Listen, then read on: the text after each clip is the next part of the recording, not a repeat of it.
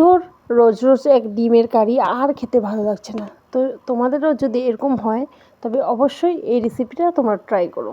তো প্রথমেই আমি ডিমগুলোকে সেদ্ধ করে নিয়েছি, তারপর সেটাকে আমি 4 ফালটা করে কেটে নিয়েছি। তারপর একটা বোলের মধ্যে সামান্য কর্নফ্লোর, তারপর হলুদ গুঁড়ো, লঙ্কা গুঁড়ো, একটু নুন, একটু বেসন সবগুলোকে দিয়ে একটু জল দিয়ে সুন্দর করে আমি মেখে নেব কড়াইয়ের মধ্যে।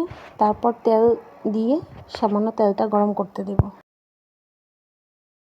সেই ডিমটাকে ব্যাটারের মধ্যে চুবিয়ে হালকা করে ভেজে নেব।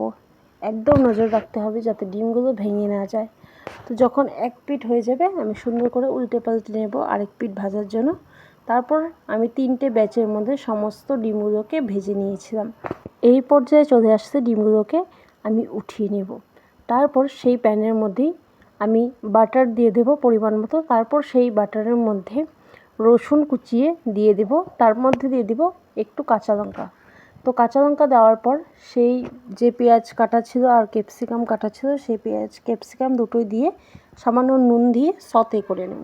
তারপর হালকা বাদামি রং হয়ে গেলেই সেটার মধ্যে দিয়ে দেবো হলুদ গুঁড়ো, তারপর লঙ্কা গুঁড়ো দিয়ে সেটাকে আরেকটু টাইম ভেজে নেব।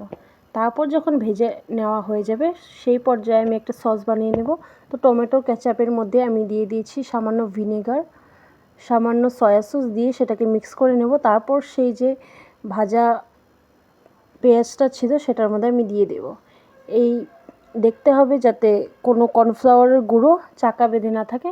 তারপর সামান্য নাড়িয়ে সেটার মধ্যে সমস্ত ডিমগুলোকে দিয়ে তারপর সেটাকে আমি আলতো হাতে নাড়িয়ে নেব। অবশ্যই দেখতে হবে যাতে কোনো ডিম ভেঙে না যায়। তো আমার রান্না অলমোস্ট হয়ে গেছে। তোমাদের এই রান্নাটা কেমন লাগলো অবশ্যই কমেন্ট করে জানিও। আর একবার কিন্তু ট্রাই করতে ভুলো না। আর কেমন হয়েছে ট্রাই করার পর সেটাও আমাকে জানাতে ভুলবে না।